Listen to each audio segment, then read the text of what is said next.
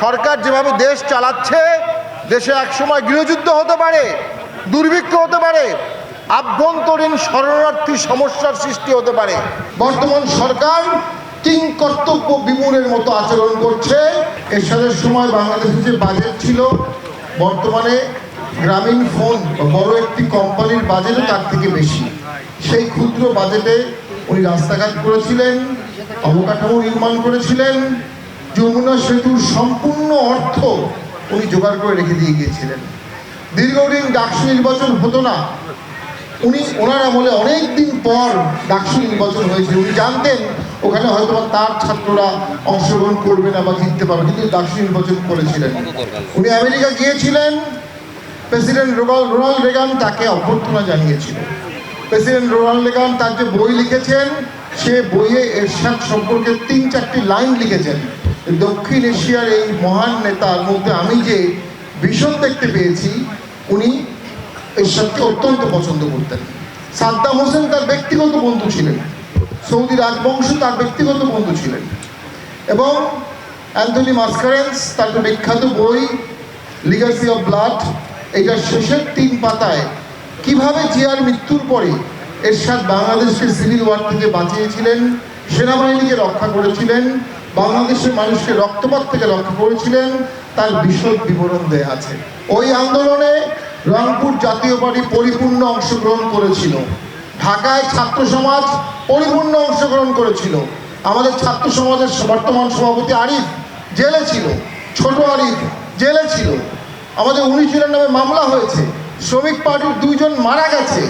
আমি টকশোতে অনবরত সে আন্দোলনের পক্ষে কথা বলেছি, ছাত্র হত্যার বিপক্ষে অবস্থান নিয়েছে। জিএম কাদের সেই সময় সরকারকে স্বৈরাচার বলেছিলেন সংসদে বসে, আর সংসদে বলেছিলেন এই যে ছাত্ররা যারা আন্দোলন করছে এরা বীর মুক্তি সেনা। এত বড় সাহস দেখানোর পরেও, এত বড় জনগণের পক্ষে অবস্থান নেওয়ার পরেও আমরা অবাক বিস্ময় লক্ষ্য করলাম, পট পরিবর্তনের সাথে সাথে নতুন সরকার, ইউনূস সরকার এবং তার অনুসারীরা জাতীয় পার্টির সাথে বিবাদসুলভ আচরণ শুরু করলো। ঐক্যমত কমিশন করা হলো, জাতীয় পার্টিকে ডাকা হলো না। আমরা বললাম এই ঐক্যমত কমিশন টিকবে না, টিকবে না, টিকবে না। আজকে ঐক্যমত কমিশনের রিপোর্ট বঙ্গোপসাগরের তলে নিমজ্জিত হয়েছে। আমরা বলেছিলাম জাতীয় পার্টিকে ছাড়া নির্বাচন হবে না, হবে না, হবে না। তদানীন্তন প্রেক্ষাপট বাধ্য হয়েছে জাতীয় পার্টিকে নির্বাচনে অংশগ্রহণের সুযোগ দিতে। তবে একটি নীল নকশার মাধ্যমে আর ইঞ্জিনিয়ারিং এর মাধ্যমে জাতীয় পার্টিকে সংসদের বাইরে রাখা হয়েছে। ফলে বর্তমান যে সংসদ, এই সংসদ হয়ে গেছে এক গোষ্ঠীর সংসদ, এক দলের সংসদ, এক জোটের সংসদ। নৌকায় যেমন 2 পাশে 2টো পাল্লা লাগে, সংসদেও 2টি পাল্লা লাগে। যদি সংসদের সমস্ত দল এক পাল্লায় থাকে, নৌকা যেমন ডুবে যায়, সেই সংসদও ডুবে যায়। বর্তমান সংসদে বিএনপি, জামাত, এনসিপি, একটাই দল, একটাই গোষ্ঠী, একটাই ভোট ব্যাংক, একটাই পক্ষ। তারা ষড়যন্ত্র করে দেশ চালাচ্ছে, তারা সমস্ত ইলেক্টেড পদ ভাগাভাগি করে নিয়েছে। সামনে তারা বার কাউন্সিলেও আমরা দেখেছি, বার কাউন্সিলে অ্যাডহক কমিটি করা হয়েছে, আইনজীবীদের সংগঠন, যেটা মানবাধিকার রক্ষার সবচেয়ে বড় প্রতিষ্ঠান।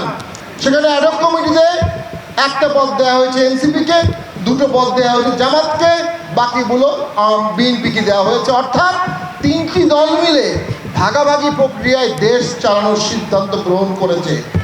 দেশের স্বাধীনতা, সার্বভৌমত্ব, ঐক্যমত, জাতিসত্তা, মানুষের নিরাপত্তা, খাদ্য নিরাপত্তা, অর্থনৈতিক নিরাপত্তা আজকে তীব্র হুমকির মুখে।